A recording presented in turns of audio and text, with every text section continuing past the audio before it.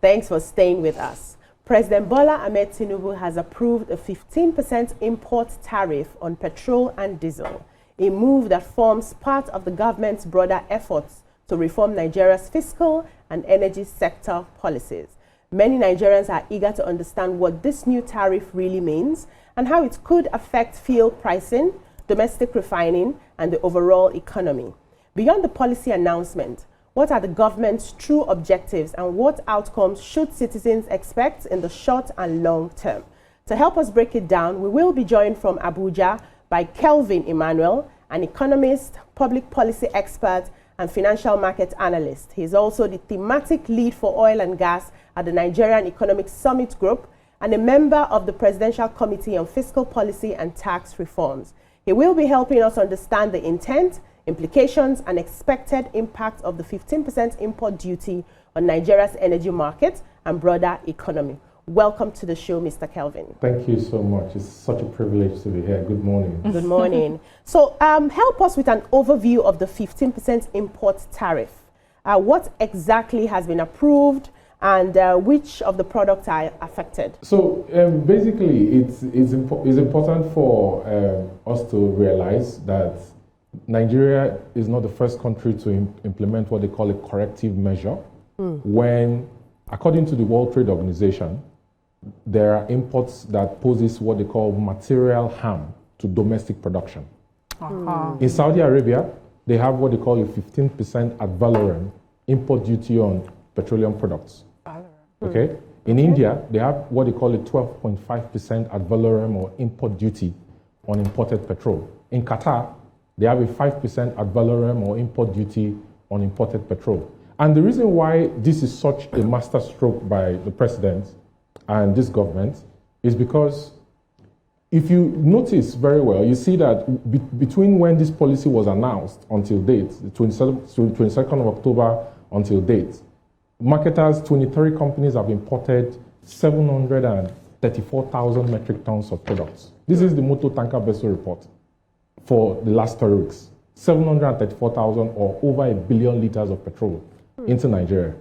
That translates in my calculations about $551 million that the market in Nigeria needs. You can imagine taking away $551 million that would have gone to other critical sectors.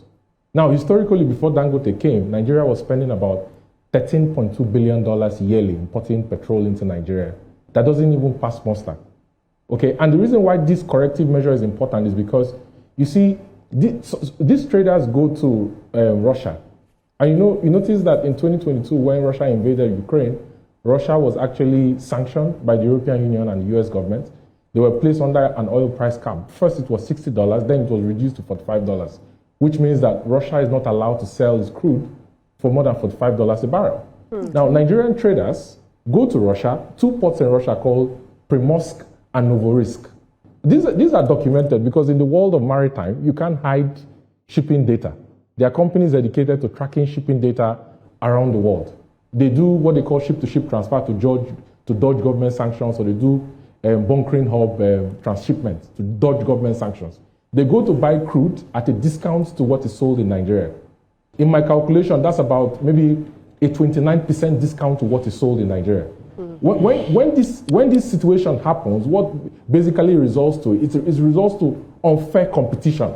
Unfair competition because the domestic refiner, and this is not only Dangote, BUA is going to start building its refinery. Yes. Another company in Ondo State wants to invest in refining. When other companies come, it's not only going to be Dangote. How can the domestic refiner be buying crude at $65 or $68 a barrel? Then you have another $3 to $4 premium that is placed on a barrel of crude that it purchases, because most of the crude sold by the operators that sell crude oil to him in Nigeria are being sold through third parties. He's buying crude at effectively $72 a barrel, but he's competing with people who are going to buy Mazout crude in Russia at $40, $45 a barrel. They will come, they will bring it to either Lomé, they will refine it to naphtha. When they refine it to naphtha, they will mix it with condensate. It doesn't meet up the sulfur limit that is set in sections 317.11 of the PIA, which says that the sulfur limit allowed within the ECOWAS is 50 parts per million, which is cheating. The regulator, NMDPRA, that is supposed to ensure that the product meets up to the standards set by the regulator, does not have a lab to test the product, and these products are brought into Nigeria. So if the quality of products determines the price, how do you have a situation where marketers go to buy crude at a $29, $30 discount, which should subject them naturally to sanctions by OFAC, right? They bring in products that don't meet up with regulatory standards into Nigeria, and then you expect that you have a level playing field for everybody to operate. It doesn't make any sense. What Nigeria has historically suffered and bared for years, which is evident in the fact that in January 2022, we imported products into Nigeria that knocked people's engine because it fell below the anti-knocking ratio, is importing substandard products into Nigeria. So the decision by Mr. President to implement a 15% ad valorem, to prevent dumping and veiling, is in line with WTO principles on countervailing and anti-dumping, Article 6. It's not new. It's not punishment on the market. As a matter of fact, within the last 2 weeks, Dangote has reduced the price of PMS. So there is no truth whatsoever to the rumor or to the propaganda and narrative that is being spread around by the marketers that implementing a 15% ad valorem for substandard products brought into Nigeria is going to increase the price of PMS. Because Dangote has the capacity to supply the entire Nigerian market. It's producing 45 million liters of PMS, 26 million liters of diesel, 14 million liters of Jet A1. And if NMDPRA were doing their job and they had an empirical method through statistical modeling, through regressive analysis, through tracking, GPS tracking of the trucks and the depots, they will realize that Nigeria doesn't consume more than 32 million liters of PMS daily. That number they are banding around, that is the basis on which they are justifying keeping the import licenses of the marketers is not the correct number. Wow. Okay, let's get in a few more questions. Okay, so thank you, Mr. Kelvin, for this explanation. We've seen that there's a lot of speculation out there as regards the real objective of this 15% tariff on diesel, on crude. So what exactly is the government's objective? Is it to encourage local refining? Is it to boost our revenue? Or is it to strengthen the Naira? What exactly is the government's objectives with this 15% import tariff? Did you get the question, Mr. Kelvin? Yes, okay. I can hear you now. Okay, so repeat your question. Okay, so Mr. Kelvin, I said thank you so much for your explanation thus far. But then I said there's been lots of speculations out there as to the real objectives of the government as regards the 15% import tariff. So is the government's objective to encourage local refining? Is it to boost our revenue, or is it to strengthen the Naira? What exactly do you think is the government's objective as regards this 15% import tariff? Listen, the reason why, thank you for that question, very, very important question. The reason why it is very, very critical that the government implements this 15% ad valorem import duty as a corrective measure is because if you have so much pressure on the exchange rate by companies who demand the FX to import products, and I've just told you that for the 734,000 metric tons that has been brought into Nigeria within the last 30 weeks, that's equivalent to about $551 million that has been taken out of Nigeria for product Nigeria currently manufactures. Okay? The reason why it's important is because if you have FX, net FX, the CBN has what they call the net FX, net external reserves, your net asset ratio, your net external reserve that is not encumbered. If you have FX to supply the markets, companies don't have to speculate by buying dollar to hold in their domiciliary accounts, right?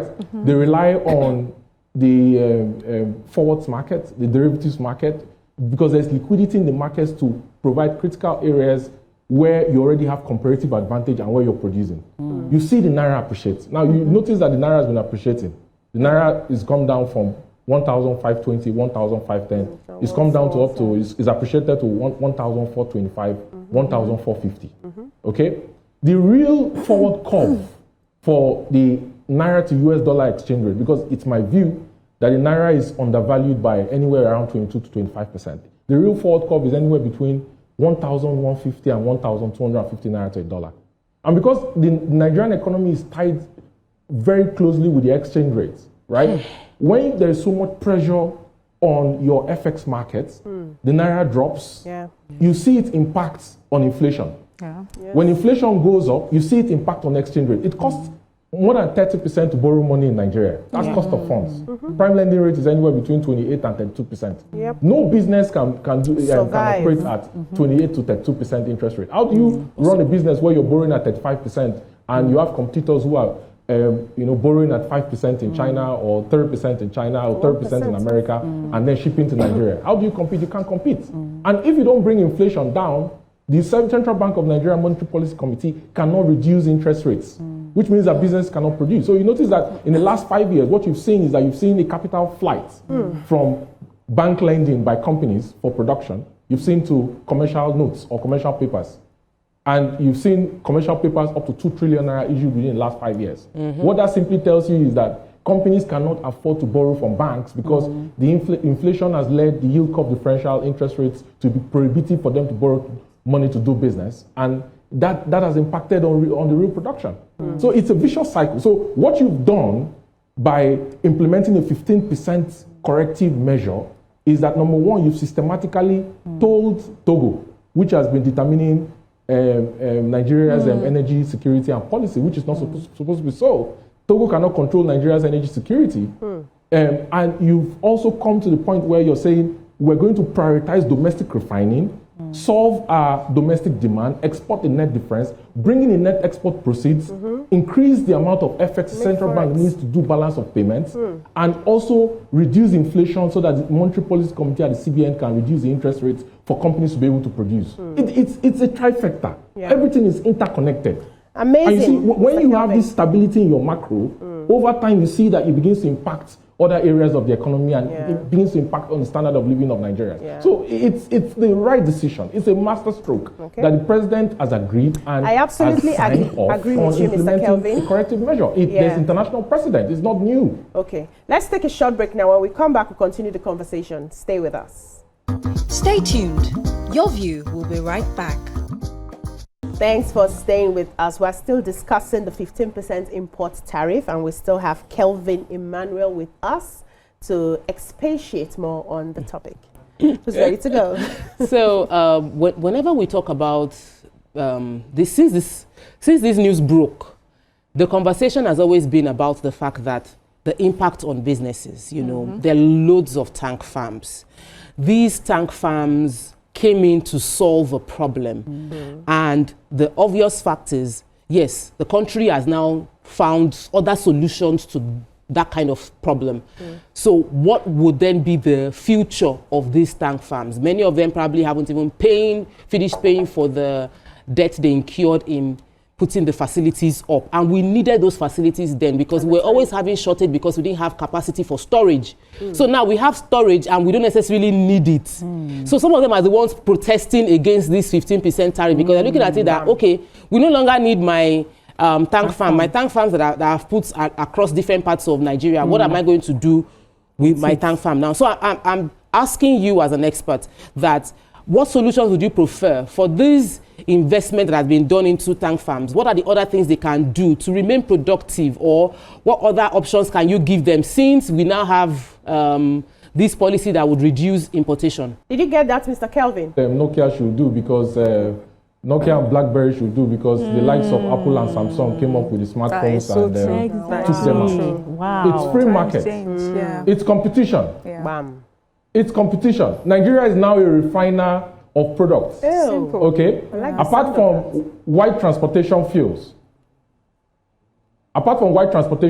Nigeria also produces now, courtesy, thanks to Dangote, produces sludge. Nigeria produces polypropylene, polyethylene, polyvinyl crystals. Nigeria is on track to become one of the largest producers and exporters of urea in the world, courtesy of Dangote, Indorama, right? Nigeria produces refined residual fuel oils that when Dangote gets a vacuum distillation unit, is going to start producing base oil from RFOs, and is going to make an impact in the 300 million liters of base oil that is brought into Nigeria to produce lubricants that you use for your engines and your cars on a daily basis. Okay? When we talk about industrialization, the one person that has taken that charge beyond talk, beyond conferences, beyond white papers, beyond meetings, is Dangote. He's the one that took the risk to invest $20 billion in Nigeria. Yes. 31 other companies have those licenses. They've had it. In 2006, we were witnesses to the fact that he tried buying off the government-owned refineries that are dead, that are not operational, that has wasted about $18 billion of the country's hard-earned money with nothing to show for it. NNPC doesn't have anything to show for it. At all. Okay? And nothing came out of it. Those refineries are under lock and key. Within the last 6 years, NNPC borrowed $2.9 billion to do turnaround maintenance, and they still don't have anything to show for it. I said it on record on TV that those refineries are not operational, they are not going concerns, and they are dead. Wow. And the president should consider selling those refineries. Okay? So there are 31 other companies that own refinery licenses, including some of the companies who are importing products into Nigeria today. Why are they not bringing their investments to Nigeria to build? The tank farm business, for throughput, is a dead business. There is no solution or remedy to it. It's like you saying that as Apple and Samsung should have sympathy on BlackBerry and Nokia because they fail to see the future and innovate. And they were edged out by competition. It's a free market. Dangote has not committed a crime by doing business and investing capital in backward integration, which is what Section 317.7 of the PIA says, that the regulator NMDPRA is supposed to provide a backward integration framework for the mid and downstream sector of the petroleum market in Nigeria. So, when I usually get this question, at conferences, on TV, I'm always taken aback because it's a free market, it's competition. If they are so aggrieved, they should come together, form a consortium, and use the license they have, license to establish, to build a refinery to compete. It's a free market. Okay, let's have more questions for you. So for me, Mr. Kelvin, is that we come from, our country is known for its inconsistency with policies. And I'm wondering how, first of all, this particular policy, let's say in 3 to 6 months, what are the measurable results? What should we be looking at that will tell us if this policy is working or it's not working? Secondly, when you have a country where you're constantly worrying about how consistent their policies are, depending on just, whatever comes up, who has the ear of the government or something, how do you think that a Dangote or a BUA, which we're looking for, can protect itself and still meet, the Nigerians' markets? Oh, okay, thank you very much. So in 6 months, what you should expect is that if there is reduced pressure on the FX market, you're going to see the Naira appreciate further, below 1,400 to around 1,350, 1,300 Naira to a US dollar. And I said earlier that if the Naira continues to appreciate, it's going to impact on inflation.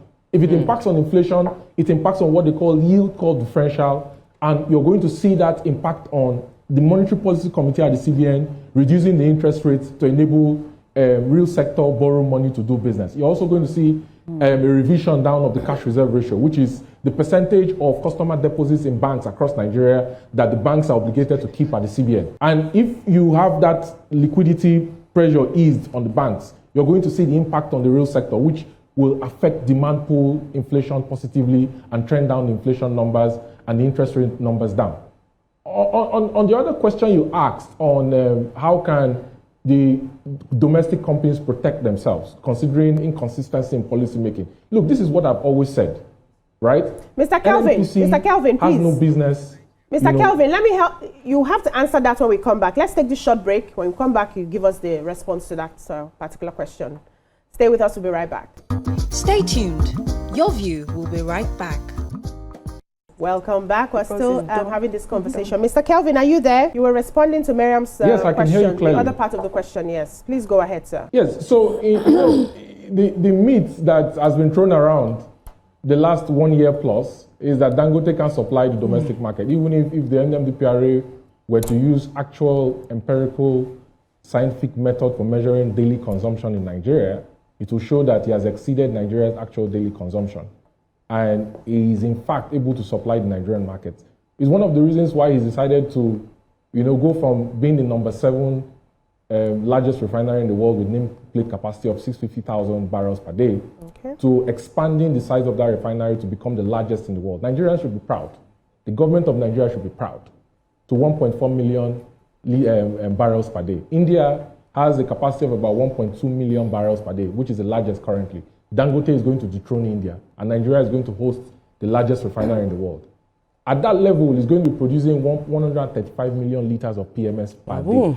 That is 100 million liters above Nigeria's actual daily consumption. It's going to control the entire sub-Saharan African market. What that means typically is that he is going to be exporting about 100 million liters of products around the continent and outside of Africa, bringing in all of that FX as net export proceeds to help to stabilize the Nigerian economy. The government should be proud of Dangote. The government should support Dangote. I think now, for other refineries, BUA, for example, you know, he wants to build a refinery in Akwa Ibom. And this is the reason why I've always said that, look, you need to diversify maritime operations because BUA needs a port in Akwa Ibom to build a refinery. In Ondo State also, the company that wants to build a refinery in Ondo State will need a port to build a refinery in Ondo State. So this is the time for Nigeria to redefine its energy policy, to go from domestic crude supply obligation and say, let us create security of supply. Let's create a dedicated barrels of feedstock on a daily basis that goes to the refineries in Nigeria, according to sections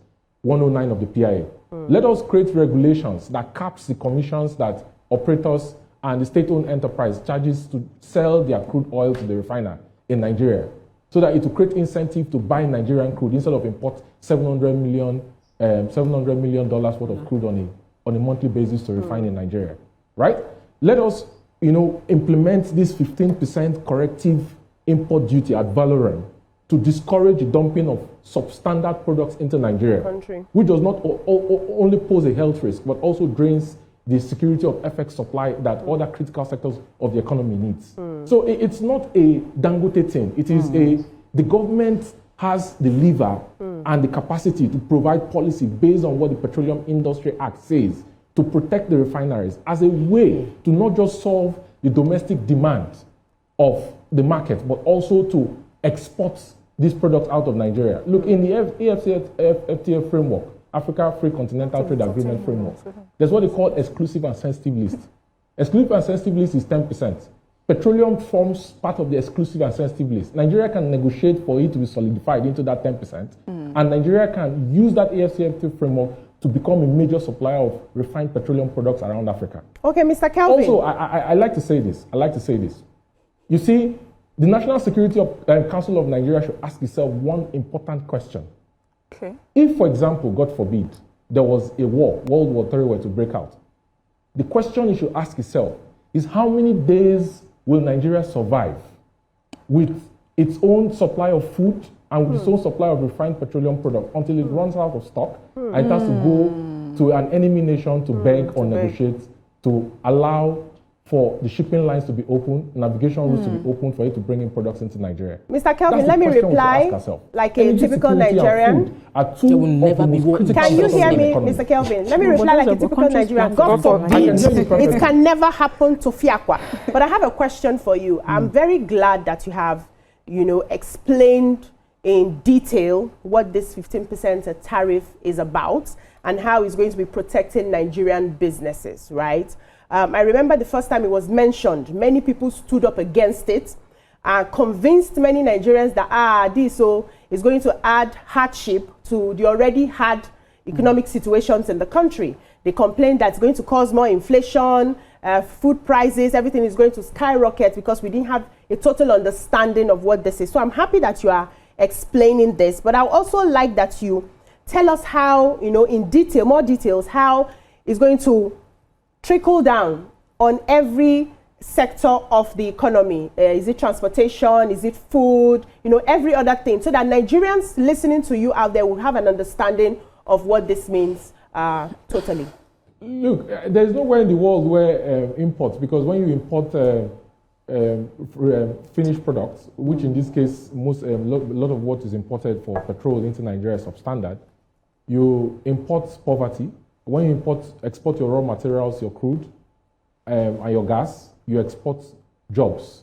There's nowhere in the world today where any economy was built on importing finished products and exporting raw materials. There's nowhere in the world. The China that Nigeria admires built itself by first solving its domestic demand and then exporting the difference. That's how economies are built all over the world.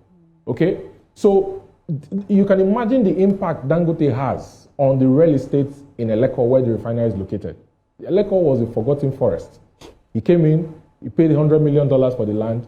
Over the last 10 years, he's embarked on building the largest refinery in the world. You can imagine the impact alone on the real estate, the value of real estate in that area. All the companies that have started building estates and factories and industries around the area, number one. Number two, you can imagine the 100,000 jobs he's created and added to the Nigerian economy. You can imagine the personal income tax they pay to the Lagos State government, which has increased the revenue profile of the Lagos State government, the IGR. Lagos State currently generates about 3.5 billion naira daily, which is equivalent to 1.2 trillion naira yearly, and that is bound to go up. The revenue to the IGR to FAC ratio in Lagos is the highest in Nigeria. Mr. Kelvin, 76 to 24%. I'm sorry, I have It's to pause you equivalent to the again. revenues of 28 states in Nigeria. Mr. Kelvin, we have to take another short the break. impact it has on the economy. We have to take another short break. We'll be right back with you. Stay with us. Stay tuned. Your view will be right back. Welcome back. We still have Kelvin, Emmanuel, and you were telling us the impact. I asked you a question about the impact on every other aspect, what Nigerians should expect to see with this 15% tariff. Yes, you know, Nigeria doesn't have to bother about queues. You know, typically for years, for 30 years, when in time is close to festive season, when November next month is Christmas, you always have apprehension. People are always apprehensive about supply of product, security of supply, queues, all kinds of extortion. You know, for the first time in 30 years, last year, because of Dangote refinery, there was nothing like fuel queues in Nigeria. So number one, you know, the security of supply. There's enough refined products to supply the markets throughout the festivities. You don't have, nobody is coming to tell, NNPC is not coming to tell you that there are 5 vessels on the high sea that are on the way, that the fuel queues will soon be a thing of the past. People don't have to queue for 2-3 days waiting to buy petrol around Nigeria. That is a thing of the past because we've had complete backward integration. Then the quality of the products. As a matter of fact, the Petroleum Industry Act 31711 at the communique ECOWAS signed in February of 2020 agreed on 50 ppm for sulfur. Dangote is actually producing products that is higher than 50 ppm sulfur, which means that it's below 50 ppm sulfur, right? Which is better in quality than what the Nigerian regulators require. You know, the quality of the sulfur, the octane level, the distillation level, the density of the product, the flash point, the flammability ratio. There are instances where, you know, at dump sites around Nigeria for products imported into Nigeria, you know, the flash point, which is the flammability ratio of diesel, for example, is so low that people's engines have caught fire. And sometimes people are wondering why their engines are catching fire. They don't know that it's because of the failure of regulator to enforce standards for traders who bring in products, substandard products into Nigeria. You don't have these situations in Nigeria with Dangote because he has one of the best labs for a refinery around the world. The regulator doesn't have a lab to test for the products that it allows these marketers to bring into Nigeria. Off mic. Why you like this? The duty of testing these products to third-party vendors, which is completely wrong. Mr. Kelvin, I'm telling you. You shut up. Okay, so could I? Yeah. Yes. Just a few Okay, so seconds. you know, we hear you, we get you, and for me personally, I think, you know, you're right on it. But the truth is, as of today, the importation for crude oil is still going on. Yeah. That 15% import tariff will cause inflation, even if it's in the short term, until maybe government understands that the local refineries can meet demand. So that impact will still be felt on our people. Will it, Mr. Kelvin? It will be. The ad valorem for import duty is on refined petroleum products. Yes. Okay. It's on PMS and diesel. Okay. So yes, we can say that, you know, like I said earlier, the president has to prevail on NUPRC to put up a regulatory guideline, a gazette that will guide that willing buyer, willing seller clause in sections 109 of the PIA that the traders, operators producing crude upstream have taken advantage on to impose an additional premium above the fiscal oil price. For example, for every 1 million barrels of crude Dangote buys from Nigerian traders, which they are not paying tax on, the traders are making about $3 to $4 million per 1 million barrels. That profit, they are not paying tax on that profit to the Nigerian government. In fact, the government, the tax authorities, the Federal Inland Revenue Service needs to look into taxing those traders who are third party to the operators upstream producing crude. You know, Dangote doesn't have to pay those premiums when he imports crude from the US or from other jurisdictions. So he's paying an additional $6 outside of the cost of shipping, outside of the all the import duties that NPA and NIMASA charges him to bring in crude oil feedstock into Nigeria to refine. You know, so the onus is on the president to prevail on NUPRC to provide guidelines to ensure that traders don't take advantage of that willing buyer, willing seller clause to impose premiums that are not specified or covered by the Petroleum Industry Act. Because whatever premiums they add on it, he has to, you know, pass on to what they call a refiner's premium. And then pass on to the market. But, you know, since this has been announced, he's reduced the price of PMS by 15 naira per litre. So this doesn't even, all the fears and propaganda that has been sponsored by the marketers to say that 15% ad valorem on substandard imported products is going to lead to increase in price of PMS, especially close to festivities, is completely false. Mr. Kelvin. So how is it going to lead to increase when he's reduced price of PMS by 15 naira over the intervening period? Mr. Kelvin, for now, can you categorically tell us that Dangote Refinery can supply all of our needs in the country? Is that what you're saying to us? Can meet demand. I can categorically tell you that Dangote produces more PMS than Nigeria needs on a daily basis. Okay. Wow. More diesel. In fact, it's producing 14 million liters of Jet A1, which is the fuel that is used by aircraft in Nigeria. Nigeria doesn't consume more than 6 million liters of Jet A1. Wow. Which is the reason why today Dangote is one of the largest exporters of Jet A1 to the UK and to the European Union. Thank you so much, Mr. Yes, Kelvin. he can supply the market 100% of what it needs for PMS, diesel, and Jet A1. Yeah, thank you, Mr. Kelvin. Thank you so much, Kelvin Emmanuel, for joining us today. That's all we can take on the show.